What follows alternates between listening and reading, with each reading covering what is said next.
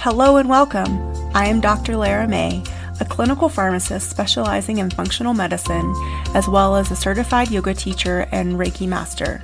I run a truly integrative health coaching practice encompassing functional medicine lab testing, yoga and meditation, and a sprinkling of Reiki energy medicine.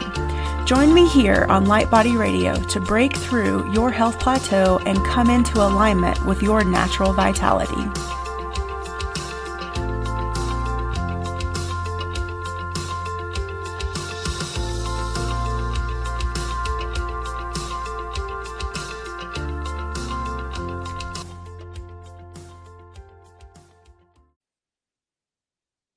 Hello and welcome to Light Body Radio. I'm your host, Dr. Lara May, and today we have with us Kerry Jenkins. She is a certified physician's assistant in Florida. She graduated from Nova Southeastern University in 2000 and received her master's in physician assistant studies from the University of Nebraska in 2007. Kerry has been practicing medical and aesthetic dermatology for the past 25 years. Her functional and integrative medicine education includes certifications through the School of Applied Functional Medicine and the prestigious Institute of Functional Medicine. Kerry combines her expertise in conventional dermatology with the principles of functional medicine to treat skin conditions at their root cause, ensuring long-term health and results. She offers invaluable insights to how treating the whole body rather than just the skin leads to lasting improvements in the skin. She believes that every patient has a story, and through story sharing, we gather details to map out the history and implement a plan for true healing. And she understands that all areas of their lives, physical, mental, and spiritual, are interconnected and a necessary part of their healing journey. Welcome. I'm so excited to have you. Thank you so much. It's a pleasure to be here. I'm excited for our conversation today. Yeah, so just I'm curious how your journey from obviously allopathic, probably traditional dermatology into functional medicine. So I attribute all of this to my second daughter. I had started practicing dermatology right out of PA school, and I got married, and then we started a family, and I had two kids pretty close together.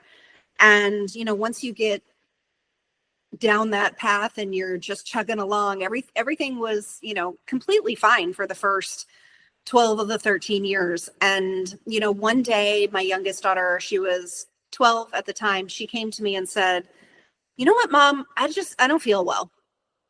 And immediately your ears perk up and you're like, "What do you mean you don't feel well? What's the problem? What's bothering you? Tell me a little bit more about it. Where do you hurt? What does it feel like? What makes it better? What makes it go away?" I went into full PA mode. I'm like asking her all the questions. She's like, "Whoa, back down there, Skippy. I just needed to let you know that I'm just not feeling well." And so, the conversation continued to evolve over the next several weeks, actually. And I noticed that she was having pretty obvious symptoms of maldigestion. Like, she would eat her dinner and she would belch like nobody's business. Like, she is this petite, 4'7" human, and the amount of gas that would come out of her body after she ate, I would look at her and be like, where did that come from? So she was bloated and gassy and she was belching, and she just basically said, I just don't feel well when I eat. So, okay, what am I going to do about that? So, I just started with really basic things and said, maybe we need to slow down and you just need to eat a little bit slower, and let's make sure that you're chewing your food effectively and not rushing through the process. Maybe that has something to do with it. And so as a 12-year-old, she was, kind of open to that. And after about a week of trying that and not having much difference, she continued to complain. And I, at night, after the end of the day, when everything is quiet in the house, I went on Dr. Google and I started, Googling all the things like, what the heck is going on? And I really just came to the understanding that if I were to have taken her to her pediatrician, they would have done an upper endoscopy, maybe a lower endoscopy. They would have ordered some sort of imaging study, like an upper GI series, maybe with a small bowel follow through. They would prescribe a medication, they'd label her with IBS, and that would be the end of it. And I knew deep down inside my gut that that wasn't what was wrong with my kid. I'm not saying that there is anything wrong with that type of workup. That type of workup is 100% appropriate in many instances, but I knew deep down inside that that wasn't going to tell me what was going on with my daughter. So I sat on this for, a few months. Like, I did not act immediately. I waited and I tried little things to see if it would help. And ultimately I didn't get anywhere. And through my Googling, I came across a functional nutritionist in our town. And I approached my 12-year-old child and said, "Hey, I found a functional nutritionist. What are your thoughts on going to make an appointment and seeing her?" And she's like, "Perfect. Schedule the appointment. Let's go." And I was like, "Okay." So I scheduled this visit, and that was life-changing for me. This woman opened my eyes and allowed me to see something that I was never aware of. And when we went into her visit, first of all, the visit was 2.5 hours. It was a cash pay visit. Insurance did not cover it, but the intake paperwork that I had to fill out for this child's visit was absolutely mind-bending. And when we got into her office, immediately I'm taking a look around, and she had floor to ceiling, wall to wall books in her office. And I walked up to that bookcase and was reading all the titles, and I was pulling books off the shelf and taking pictures of all the titles. And my kid was like, "Mom, could you just be a normal person and sit down and stop embarrassing me? Like, you're acting like a fruitcake right now."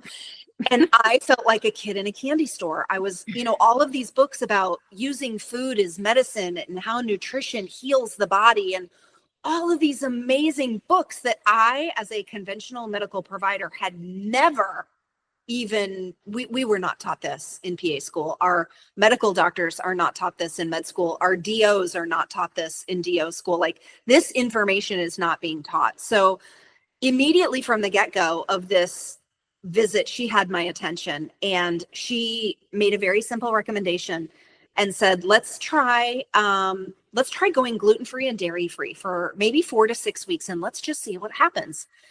And on the inside, I was like, yeah, okay, that sounds simple. And I'm looking at a preteen, and I'm like, how am I going to make this work? And at the end of the visit, on the drive home, I just asked my daughter, "Hey, what were your thoughts? Like, what do you think about what just happened?"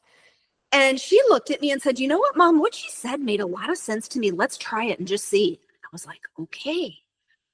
So I'm not going to say it was easy, because it took a lot of shifting in my brain to learn how to feed my family breakfast, lunch, and dinner, how to pack lunch and dinner, or pack lunches and snacks and all the things in my daughter's lunchbox. But, after about 2 weeks, I got the hang of it. And I will tell you, 2 weeks of being gluten-free and dairy-free, my kids' world changed. Mm-hmm. And I had to sit down and take notice and think, what do you know about that? I changed my kid's diet, and her digestive problems went completely away. Like, she tended towards being a little bit more constipated. She, had this bloating and distension and this maldigestion, like, all of that stopped.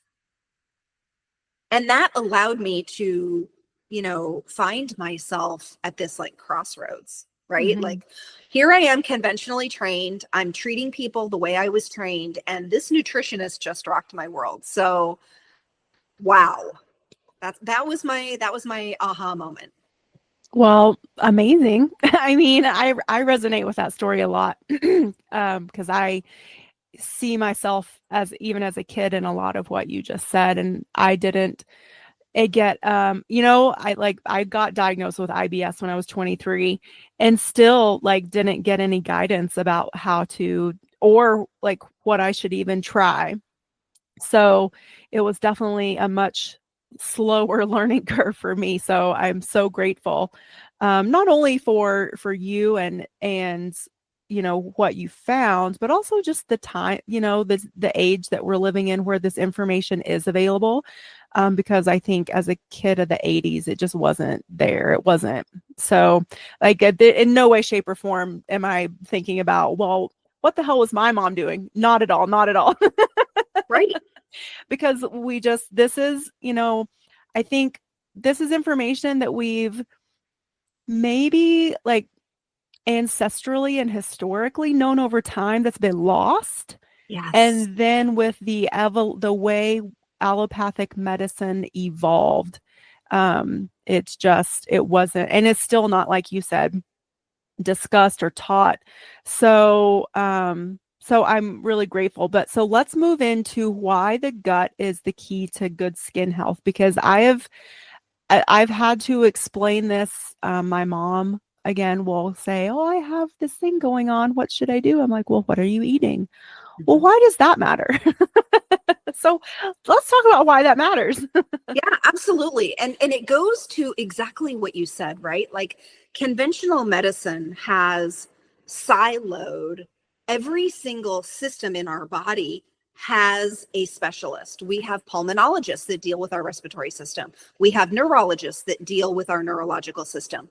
We have gastroenterologists that deal with our GI tract. We have dermatologists that deal with our skin. Well, here's a news flash, everybody.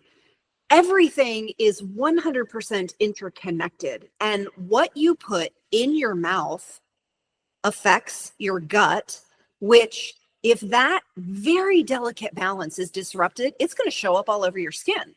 So there's something called the gut-brain connection, the gut-skin connection. Your gut is the central part,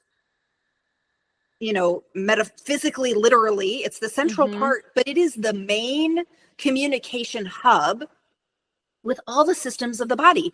The gut is speaking to the brain directly via the vagus nerve. The gut is speaking to the skin directly via chemokines and all of these signaling peptides and proteins and molecules. And the liver gets in on that action. The liver doesn't want to be left out, right?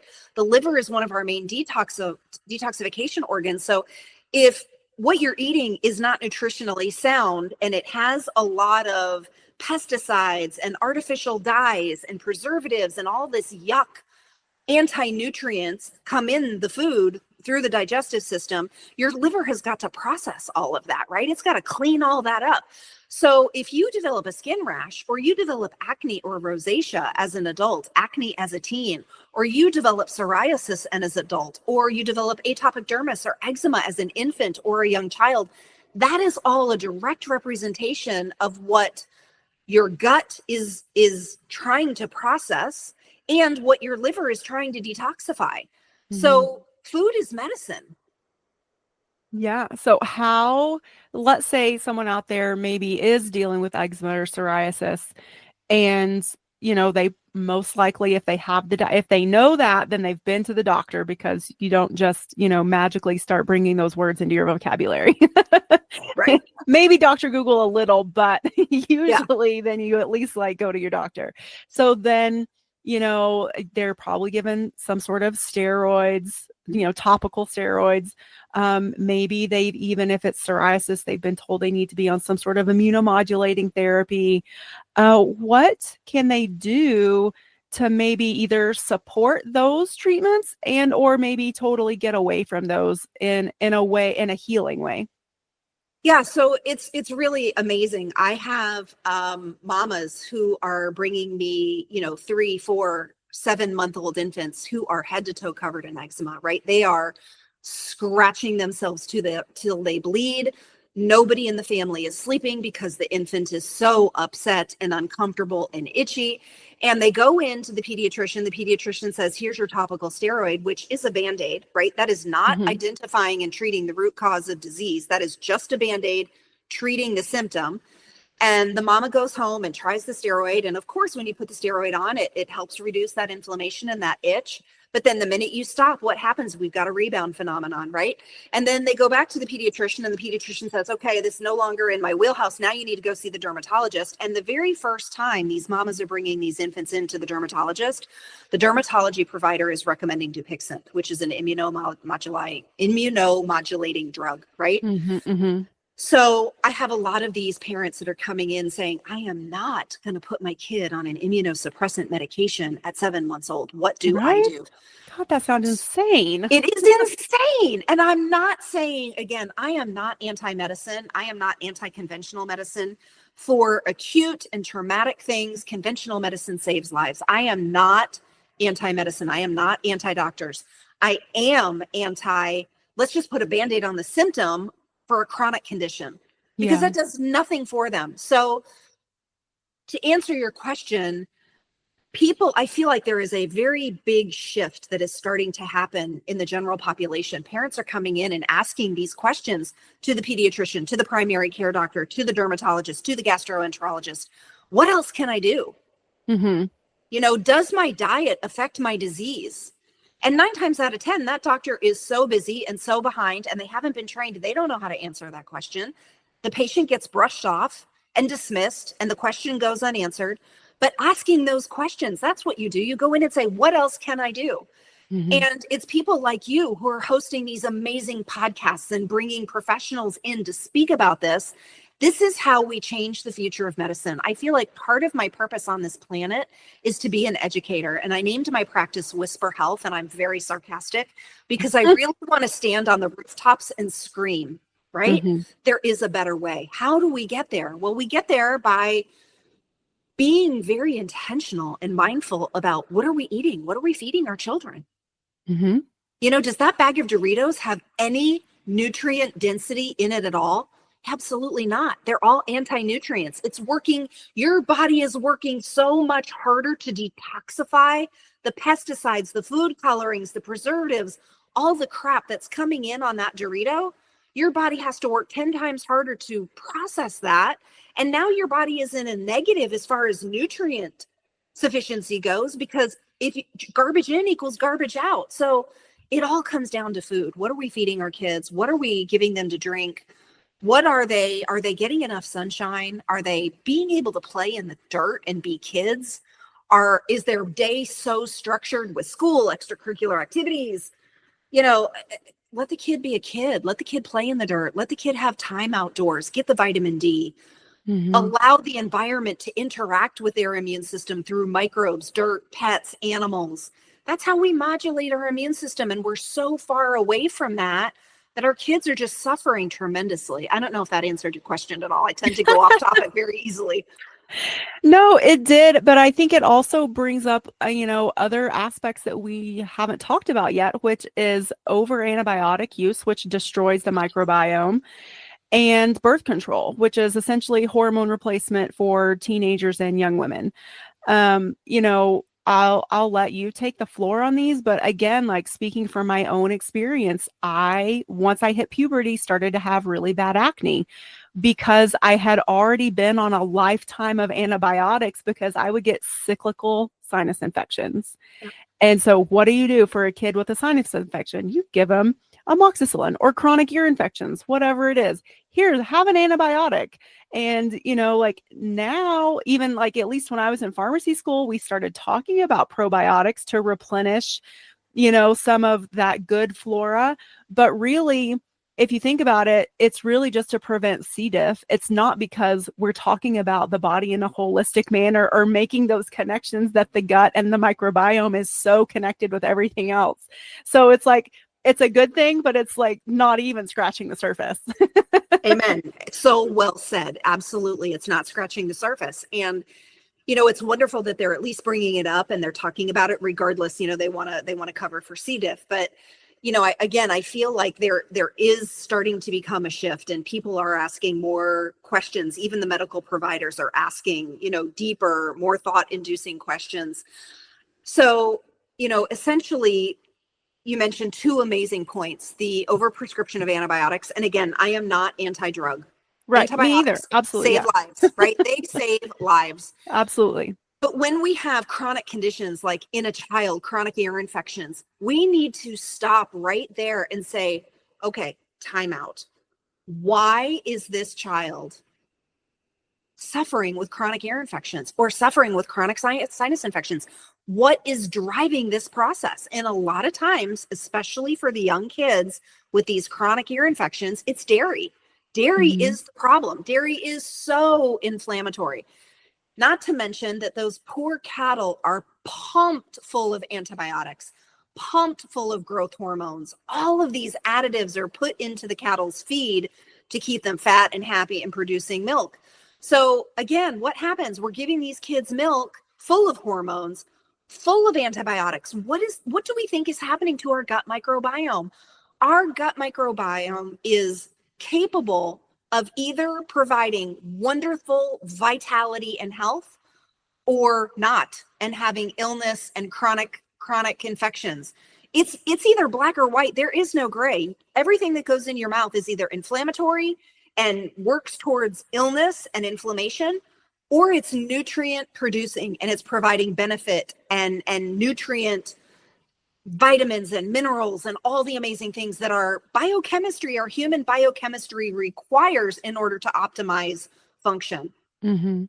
So if what we are eating or what we are eating is pumped full of antibiotics, it is killing our good gut flora, and our gut flora are responsible for health or illness. So we have to stand up and take awareness, be aware of what chronic antibiotics are doing. It is promoting this absolute disastrous environment for certain microbes to overgrow, primarily yeast. Mhm. And those opportunistic gut microbes that once they take over the space, that is a big problem. That's creating massive inflammation in the GI tract.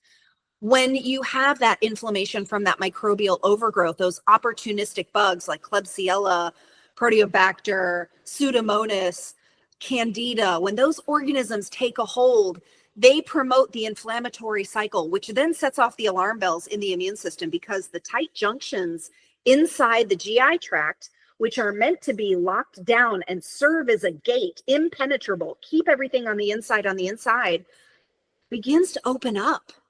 And things that are not supposed to pass through will pass through into systemic inflammation. Now our immune system is upregulated, and oh my God, Houston, sound the alarm. We've got invaders. This is what sepsis is, Mhm. right? So this is how autoimmune processes begin, is, it's just Yeah. a domino effect. So the antibiotics is a big problem. The oral contraceptives is a big problem. Oral contraceptives are depleting our B vitamins, which is incredibly important in our detoxification processes. Our phase 1 and our phase 2 liver detoxification need B vitamins, and oral contraceptives are completely depleting our B vitamins. And is the OBGYN or the dermatologist or the pediatrician who's prescribing said oral contraceptives saying, hey, listen, we need to put you on a B complex, or, we need to keep an eye on your nutrients, your fat soluble vitamins. We need to keep an eye on what's going on for you.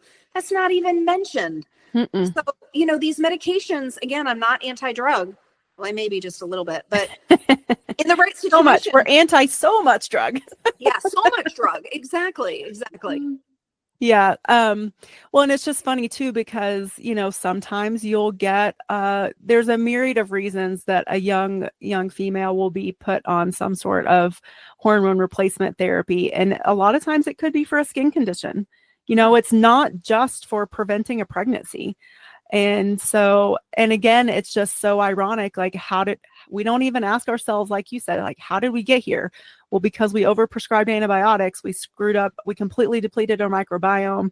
Mhm. So, because our skin also has a microbiome. So, yes, we have the Yes. microbiome of the gut, but we Mhm. also have one on the outside. And so, Yep. when that's disrupted, that causes, again, some sort of eruption, whether it's over drying, over oiling, a very confused, maybe you have both going on. Mhm. Happens um all the time. Yeah. yeah, yeah. So I guess, yeah, like you said, like at the very beginning, just ask more questions. There's nothing wrong with asking more questions. If you see any practitioner that gets exacerbated with you for asking more questions, it's time to move on. Amen. Say it again, sister. Like, there are plenty of second and third and fourth opinions available. If you are not being heard and you feel like you're being dismissed, smile, say thank you, leave the office, and never return. Yeah. Yeah. And you did talk about a few, like you talked about some, the B vitamins, which I also want to point out are instrumental in proper neurological function. So, and again, like, and since we've been talking about, kids so much just from sort of like the evolutionary perspective of like, how do we get from point A to point B as what happened as a kid from where we are as adults? Like mental health, that, hello, neurological function and mental health interconnected. You can't separate those two. And so no matter how old you are listening to this, I would, if you're feeling, in some way mentally imbalanced, or you're having some sort of neurological disorder, whether it's neuropathy, meaning tingling or burning in the extremities, or maybe even something like carpal tunnel, which is also neurologically based, let's look at your B vitamin balance and your status there. So thank you for bringing that forward. I definitely appreciate that. Yeah, and I couldn't agree more. Like, I feel like today's youth, there is an absolute epidemic of mental health. These kids are suffering. There's so much suffering going on in today's youth in the form of anxiety and depression and OCD and ADD and ADHD. And again, we have to stop and ask why. What's driving that? And it all comes back to the gut, essentially, and the vitamin and the nutrient intake and the nutrient sufficiency. Yeah. So let's talk about what's made in the gut, just so in case somehow maybe this is the first time listening to my show and this is your first episode. So this is, maybe if you're a frequent listener, this might feel like a review, but since, we're already talking about how the gut is the central to our skin, let's also talk about what else is made in the gut that is central to our health. Oh, this is so exciting. So, people will be absolutely amazed to learn that our neurotransmitters are made in the gut. Okay. Yeah. So serotonin, which is our happy chemical, that is made by the enterocytes in the gut lining.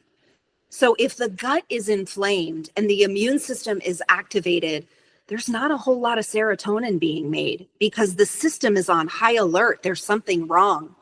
So when we start talking about depression, serotonin can't be produced optimally when the gut is a train wreck. And that's just one of many neurotransmitters, acetylcholine, norepinephrine. Like, there's so many neurotransmitters that are made inside the GI tract, and nobody's talking about that. Right. They're made in the gut and they're transported to the brain for action. Yes, correct. Correct. Oh, that's huge, people. That's really huge. Yep. Dopamine, all of the good ones. Yes. Yeah. So again, I mean, like, yes, this is affecting our children, but like adults too, like just the fact that we're so attached to our devices and the screen time is really screwing with our dopamine levels. And again, like if our microbiome's out of whack and we're not producing enough serotonin naturally, then we definitely don't have enough melatonin. So now most people are probably supplementing with melatonin, which, I mean, it's not awful, but there's a pathway to get back to that endogenous production. Yes, thank you. Which just means like inside your body naturally, instead of exogenous is when you put it in from the outside, which is a supplement. So again, like even when we're talking about supplementation, ideally we only want you to be on supplements for a short amount of time if possible. I mean, our food supply these days isn't fantastic and it is depleted of a lot of the things that used to be there, but it's just a matter of staying diligent too and monitoring where you are and how you're feeling. Yeah, absolutely. I couldn't agree more. Cool. So what would people, let's say we have someone right now that's listening that just is at their wits' end with their psoriasis. It's not getting better. They've done all the traditional treatments and yes, it's gotten, maybe it like quiets it down, but it's not going away. Where do they start with food to maybe turn things around? Yeah. Vegetables. People don't eat vegetables. Like, they're not getting the amount of fiber. If we think about ancestrally, what our grandparents used to eat, just our grandparents, what our grandparents used to eat compared to what we're eating and what we're feeding our families today, people aren't getting even the barest minimum of intake of fiber. And then if you go back another generation, your grandparents, their fiber intake was even higher. So we have slowly completely lost fruits and vegetables, more vegetables than fruit. A lot of people still do eat fruit, but the vegetables that we're eating are just, the intake is very, very low. So the first thing that I talk to all of my patients, whatever type of chronic skin condition you have, immediately, the first thing I'm talking about is, tell me what you're eating for breakfast, for lunch, for dinner, and for snacks. How much water are you drinking? Where are your healthy fats? Are you eating healthy fats? There's so many people that are so fat phobic. Oh my God, I have to have fat free. No, you do not. Your steroid hormones need cholesterol, which comes from healthy fat. If you don't have that, you can't make hormones. You can't make the things that your body needs in order to function optimally. So I always come back to food. What are you eating? What are you drinking? So many people are addicted to soda pop. They're having fruit juice. They're drinking these energy drinks. They're having alcohol at night to wind down because they're so amped up from their coffee during the day, right? It just becomes a vicious cycle. So really taking time to say, okay, how can we increase your dietary fiber? And what does that look like for breakfast, for lunch, for dinner? Looking at their environment. What kind of personal care products are you putting on your body? What kind of chemicals are in those personal care products? Let's talk about how much your liver and your kidneys are having to detoxify from all the chemicals that you're exposed to.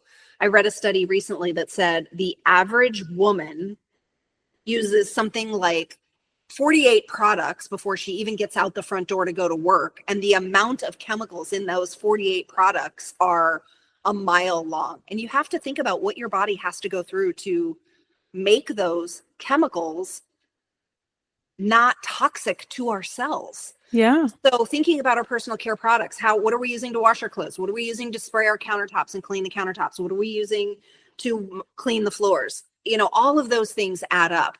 And then we really dive into digestion. How well is your gallbladder working? Are you able to utilize bile appropriately? Are you making enough bile? Or is your gallbladder contracting beautifully to excrete that bile when you have healthy fats coming in through your diet? Most people's gallbladders are so mucked up with sludge and stones and all this stuff that their gallbladders aren't functioning properly. So it's no wonder that, psoriasis is, bile is very important. Take home message, bile is very important. What if they had their gallbladder removed? Oh, dear Lord. And there's so many women have had that taken out unnecessarily. Yeah. So those people that have had a cholecystectomy or their gallbladder removed for whatever reason, I would go out on a limb and say 9 out of every 10 of those people, most of them are women, were never counseled on how to manage their digestion now that they no longer have a gallbladder. Those people need to be on supplements, digestive enzymes that contain ox bile or taurine or TUDCA or something to help make bile salts and produce copious amounts of bile so that they can, secrete bile for when they eat. Bile is a detergent. It helps keep the gut microbes balanced. It helps break down healthy fats so that you can absorb vitamins A, D, E, and K, which are your fat solubles. Bile is so important to our immune system to keep our immune system in balance. Like bile has 17 different functions in our body and nobody is talking about it. But those women need to be aware that they should be supplementing with something to help their liver make proper amounts of bile and to secrete proper amounts of bile when they eat. Right. Absolutely. Yeah. So I want to rewind a little bit about what you said about just our self-care products. So shampoo, conditioner, makeup, cream, like any cosmetic product. Really, really, really, I really encourage you guys to get picky. Start reading labels, start using apps like EWG. EWG has an app that you can download so you can scan barcodes when you're in the store and just see, it gives it like a color coding rating and like red, obviously you want to stay away from, and green better. And I swear, you guys, I don't think we need so much stuff. Like even just something as simple as castor oil or coconut oil for the skin can be super healing and balancing. So it could save you money in the long run. Yeah, and save your liver and kidneys a heck of a lot of work. Yeah. So is there a topical regimen that you recommend as a functional dermatologist? sorry, for functional dermatologists, once you have them on the right, dietary approach, and, do you go through this process of like weaning them off of, again, the traditional approach versus, your functional approach? Yeah, we definitely do wean them off of the steroids and the non-steroidal products that you're using to the best of our ability. Mm-hmm. And I really love that you mentioned the EWG's app. It's called Think Dirty, and it's so, so simple. You enable it to scan the barcode, and it will give you that beautiful color-coded rating. Another app that I have my patients look at is the Yuka app, Yuka. It's another, you can scan the barcode. And what you're really trying to do is just be very mindful of the toxicity of the chemicals that are in your personal care products, because those are going directly on your skin. Like you mentioned, shampoo, conditioner, moisturizer, toothpaste, makeup, SPF. All of these things have toxins in them, and your body has to process that. So if we think about our body and a bucket, all of those toxins are like a faucet that is dripping. Drip, drip, drip, drip.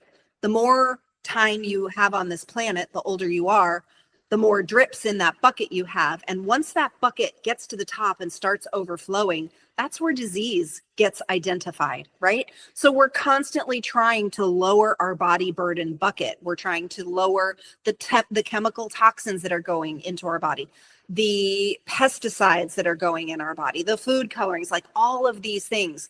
We inhale toxins through our respiratory system. We apply toxins on our skin. We ingest them with the food and water we drink. So just trying to be mindful of that bucket and offload as much of that as possible so that we don't get to a point of having disease like psoriasis. Mm-hmm. Um, have you worked at all with any types of skin cancers?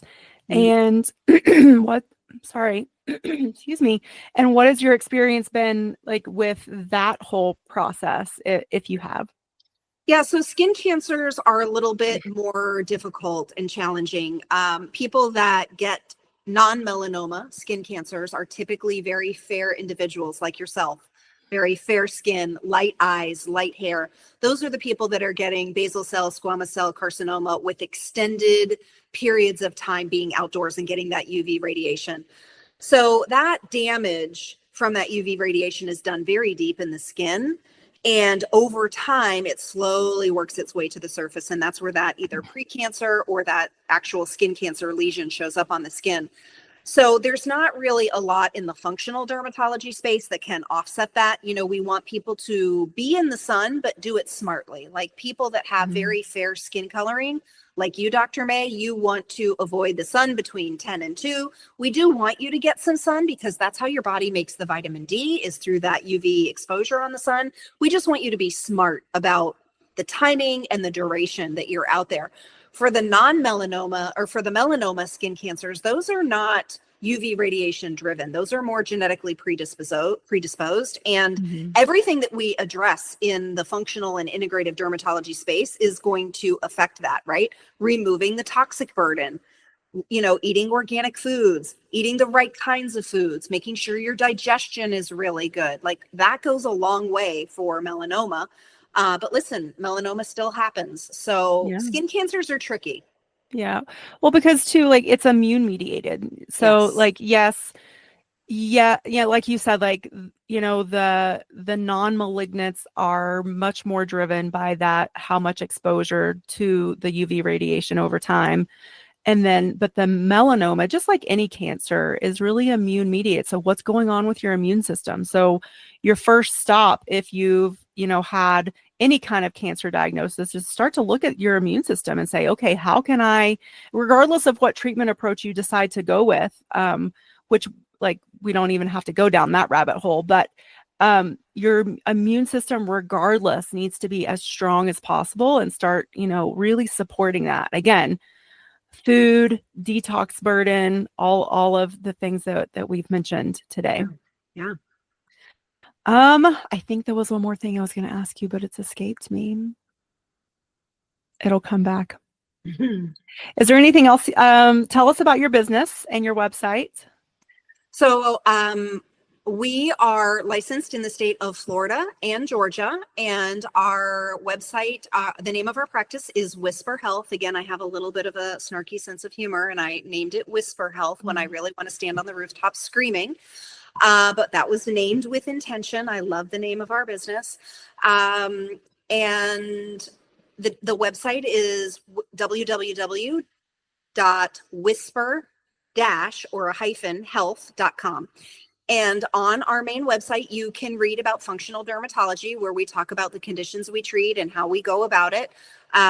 We also, I also am a general functional medicine practice. So we treat patients with autoimmune diseases and long COVID and, all the things, chronic conditions that people are just managed with medication. But the functional dermatology is on the page, and you can get all the information there. And we do free consultations if anybody has any questions on if this is the right approach for them. Okay. Well, and I think too, again, like always worth pointing out is that functional medicine addresses the root cause and the whole body as one big organism. So yes, you have this label of functional dermatology on your, your credentials and your website, but you're going to be addressing the whole body and the whole system. Like, yeah, I think everyone could feel like reassured by that for sure. And I remembered what I was going to ask you. Can we talk a little bit before I let you go about sunscreens? And because I am fair, and I know I'm not the only one on the planet that, I don't also want to look like prematurely older than right. So like I'm still drawn to protecting myself, especially because I live at 6,000 feet and above, so I'm closer to the sun. The sun's more intense. So what's your opinion and what's your approach with that? So I always go with a physical barrier rather than a chemical barrier. So chemical barriers are going to be your chemical names that are like this long on the back of your sunscreen bottle that you cannot pronounce. Those are chemicals. I think you guys all understand that chemicals are bad. We want to avoid those as much as possible. So when it comes to physical barrier protection, the number one recommendation I have is clothing. Wear a wide brimmed hat to protect your face, your neck, and your chest. If you're going to be out for very long periods of time, there are very tightly woven UPF fabrics that help repel those damaging UV radiation waves. So you can put on a rash guard if you're going to go to the beach, or if you're going to go on a long hike, you can put on a rash guard and cover your chest, your neck, your shoulders, your arms. They're long sleeve tees, they're short sleeve tees. So physical barriers are my preferred mechanism of action, whether it's clothing. If you have to go to a sunscreen, again, I like a physical barrier, which is going to be micronized zinc oxide. I prefer zinc over titanium. Titanium is a heavy metal. You can accumulate that over time. So that's, again, more work for your liver and your kidneys and your lymphatics to get rid of. Micronized zinc is, the clear formula. You don't have to look like a ghost. There's some beautiful formulas out there that are very clean, micronized zinc that will act as a physical barrier to keep those harmful rays from damaging your skin.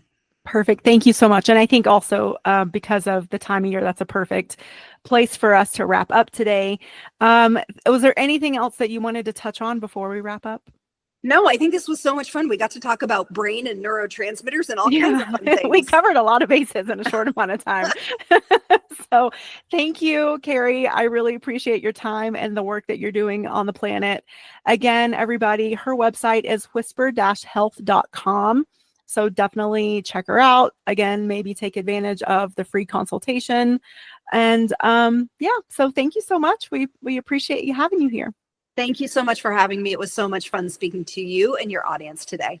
Yeah. All right, everybody. We will catch you on the flip side.